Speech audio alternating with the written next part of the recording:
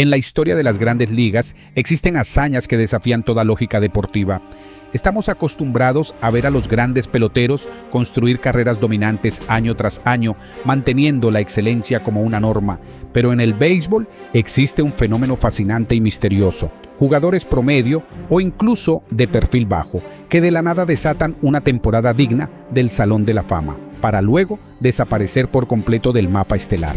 Ya sea por un ajuste mecánico milagroso, una anomalía estadística irrepetible, lesiones devastadoras o sombras de sustancias prohibidas, estos peloteros tocaron el cielo durante una sola temporada. Un pico de rendimiento tan alto y efímero que dejó a los analistas sin explicaciones y a los fanáticos preguntándose si lo que vieron fue real o simplemente un espejismo. En este video repasaremos las 10 temporadas de ensueño más impactantes e inexplicables en la historia de la MLB. 10 jugadores que tuvieron su momento de gloria absoluta, pero que jamás pudieron volver a repetirlo.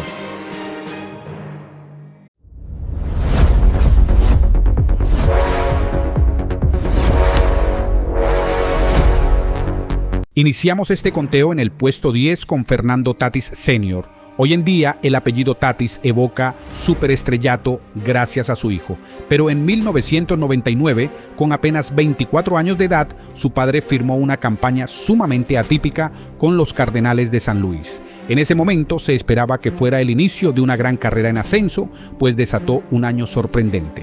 Promedio de 298, 34 cuadrangulares, 107 remolcadas, 21 bases robadas, un OPS de 957 y un WAR de 3,0. Aquel año quedó inmortalizado la noche del 23 de abril cuando logró la insólita hazaña de conectar 2 grandes slams en la misma entrada y al mismo lanzador Chang-Ho Park. Una marca casi imposible de replicar, pero la expectativa de una superestrella se rompió de golpe y su rendimiento jamás volvió a acercarse a ese nivel. Para entender esta anomalía, ese WAR de 3,0 representó casi el 50% de todo el WAR que acumuló en sus 11 años en las mayores, que fue de tan solo 6,3 de por vida. Fuera de ese año mágico, su segundo mejor registro de cuadrangulares fue de apenas 18 en el año 2000, y tras estafarse esas 21 bases en 1999, nunca más volvió a robar más de 4 bases en una sola temporada. Fernando Tatis Sr. jamás volvió a rozar esos números, dejando su 1999 como un gran destello de grandeza.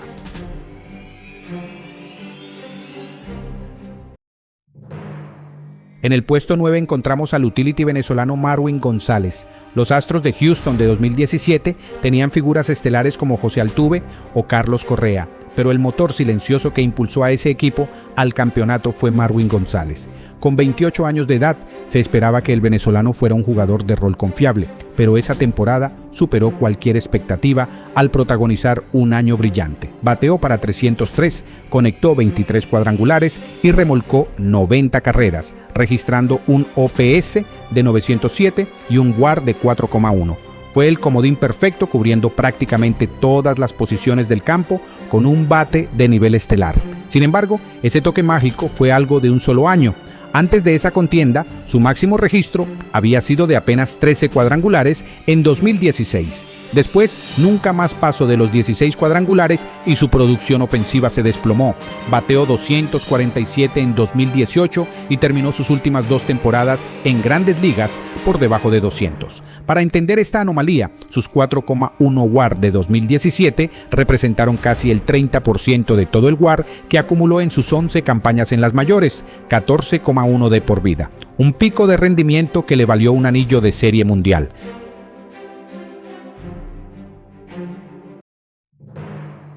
En el puesto 8 encontramos al jardinero Dominic Brown. Durante años, Brown fue considerado uno de los prospectos más cotizados de todo el béisbol. En 2013, con apenas 25 años de edad, los Phillies de Filadelfia confiaban en que finalmente daría ese salto para convertirse en el pilar de la franquicia.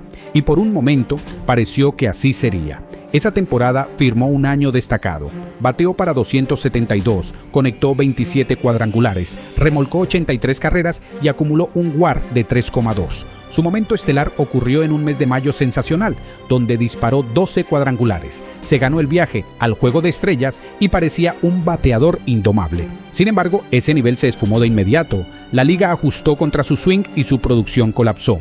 Tras esa campaña de ensueño, su segundo mejor registro de cuadrangulares en un año fue de apenas 10 en 2014. Su rendimiento cayó de forma tan drástica que acumuló números negativos el resto de su camino, hasta que los Phillies lo dejaron libre y nunca más volvió a vestir un uniforme de Grandes Ligas. De hecho, su WAR de por vida de apenas 0,7 revela cómo el resto de su carrera fue una caída libre tras ese mágico 2013. Para 2015, con solo 27 años, jugaba su último partido en las mayores.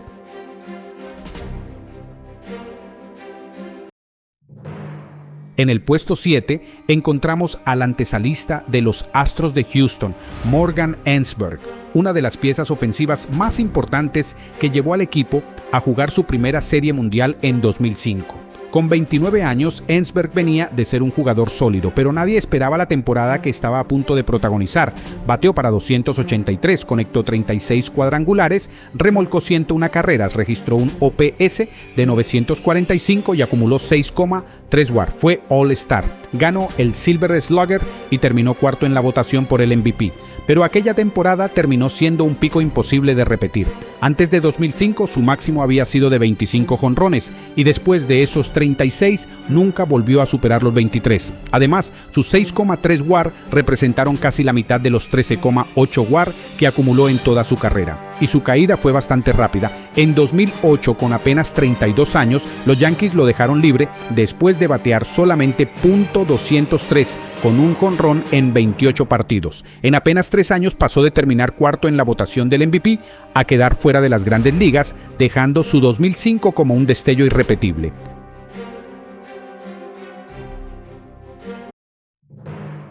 En el puesto 6 encontramos a Cito Gaston, recordado por sus triunfos como manager, pero que en 1970 vivió un año como bateador sumamente atípico con los Padres de San Diego.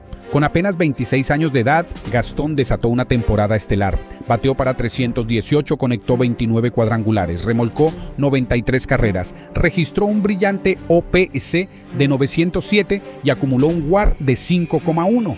Fue seleccionado al Juego de Estrellas y parecía que San Diego había encontrado a un temible jardinero central. Sin embargo, ese nivel fue un espejismo total. Previo a esa contienda, en sus primeros 138 juegos en las mayores, había conectado apenas 2 cuadrangulares. Tras ese año mágico, su máximo registro fue de solo 17 cuadrangulares en 1973. En una temporada completa, su OPS más alto posterior fue de apenas 684 y tan solo 3 años después terminó convirtiéndose en un jugador utility a tiempo completo. La prueba definitiva de este fenómeno está en su valoración general. Ese WAR de 5,1 en 1970 contrasta de forma abismal con su WAR de por vida, el cual terminó en un saldo negativo de menos 0,8 al cabo de sus 11 campañas en las mayores. Cito Gaston jamás volvió a rozar esos números, dejando su 1970 como la definición perfecta de un verdadero One Season Wonder.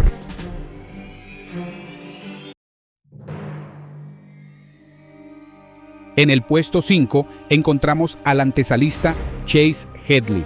Durante gran parte de su carrera con los Padres de San Diego, Headley fue visto como un jugador defensivo sólido, con un bate oportuno, pero con un poder modesto. Sin embargo, la temporada de 2012 rompería con todos los pronósticos. Con 28 años de edad, desató un año deslumbrante. Bateó para 286, conectó 31 cuadrangulares y lideró la Liga Nacional, con 115 carreras remolcadas, registrando un OPC de 875 y un notable WAR de 6,4. Tuvo una segunda mitad de temporada indomable, lo que le valió ganar el Silver Slugger, el Guante de Oro y terminar quinto en la votación para el jugador más valioso. Sin embargo, esa explosión ofensiva fue una anomalía de un solo año. Previo a 2012, su máximo registro de cuadrangulares había sido de solo 12, y tras esos 31 bambinazos nunca más volvió a conectar más de 14 en un año. Tras remolcar esas 115 carreras, su tope posterior fue de apenas 62 impulsadas y jamás volvió a estar cerca de los 800 puntos de OPS, siendo 758 su mejor registro el resto de su carrera. Sus 6,4 de WAR en 2012 representaron casi una cuarta parte de sus 26,8 de WAR total de por vida, dejando ese año como un pico irrepetible.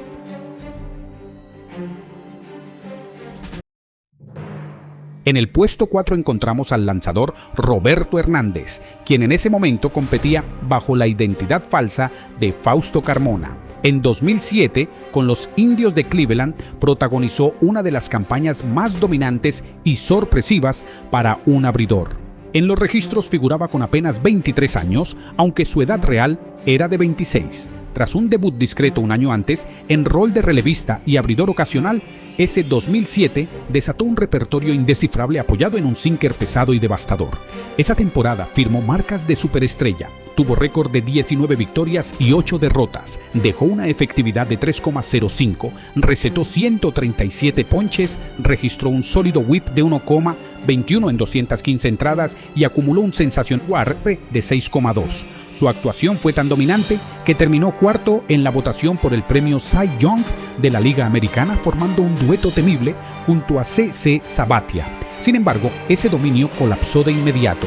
Sus siguientes dos campañas fueron un auténtico fracaso, registrando efectividades infladas de 5,44 en 2008 y 6,32 en 2009. En sus años posteriores acumuló tanto WAR negativo que su valoración de por vida terminó en apenas 5,4. Es decir, su mágica temporada de 2007 produjo más valor que toda su carrera de 11 años en las mayores combinada.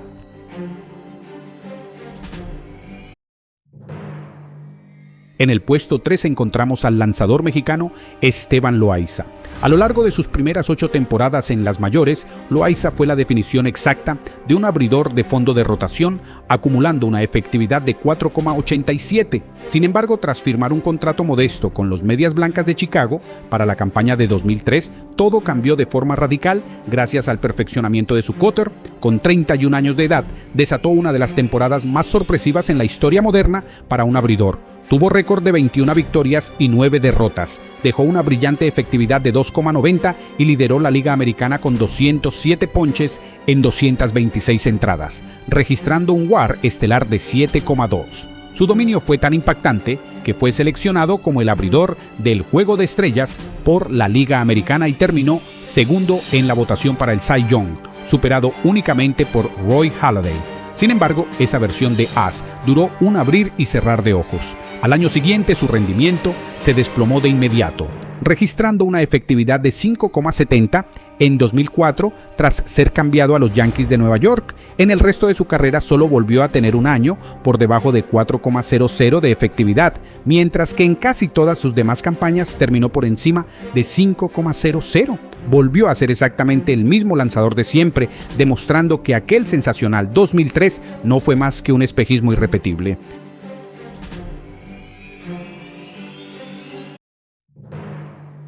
En el puesto 2 encontramos al inolvidable derecho Mark "The Bird" Fidrych. Pocos novatos en la historia han paralizado tanto a las mayores como lo hizo Fidrych en 1976 con los Tigres de Detroit. Con solo 21 años y un carisma único que incluía hablarle a la pelota y acondicionar la arcilla con sus manos, se convirtió en un auténtico fenómeno cultural que abarrotaba cada parque en el que lanzaba. Pero no era solo espectáculo, su rendimiento en la loma fue dominante. Esa temporada firmó récord de 19 victorias y 9 derrotas, lideró todas las grandes ligas con una impresionante efectividad de 2,34 y completó unas increíbles 24 de sus 29 aperturas. Ganó el novato del año, abrió el Juego de Estrellas y terminó segundo en la votación por el Cy Young con un WAR astronómico de 9,6. De hecho, al analizar a fondo los números, Fidrych superó en efectividad, juegos completos y WAR al ganador del premio Jim Palmer.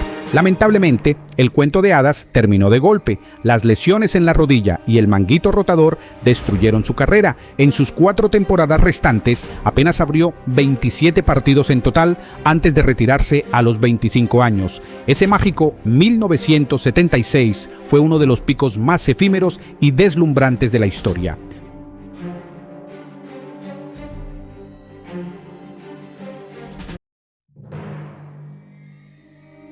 En el puesto número 1 encontramos al jardinero de los Orioles de Baltimore, Brady Anderson. Durante casi toda su carrera, Anderson fue la definición de un primer bate tradicional, un jugador rápido enfocado en envasarse, pero con un poder moderado. En sus primeras 8 temporadas en las mayores, solo una vez había superado los 20 jonrones. Sin embargo, lo que sucedió en 1996 rompió con todo molde en la historia del béisbol. Con 32 años, desató una campaña irreal. Bateó para 297, remolcó 110 carreras, registró un monstruoso OPS de 1,034 y un WAR de 6,9. Pero lo que dejó en shock al deporte fueron sus 50 cuadrangulares, convirtiéndose en el primer jugador en la historia de los Orioles en alcanzar esa cifra. Sabiendo que esta hazaña ocurrió en pleno pico de la llamada era de los esteroides, esa repentina explosión despertó de inmediato intensas sospechas sobre el uso de sustancias para mejorar el rendimiento. Una sombra que persiguió la legitimidad de su registro para siempre. Tras ese año, solo una vez en el resto de su carrera, volvió a superar los 20 jonrones cuando conectó 24 en 1999. Conectó más del doble de cuadrangulares en 1996 que en cualquier otro año de su carrera, dejando aquella campaña como una de las anomalías de poder más sospechosas e impactantes de la historia de MLB.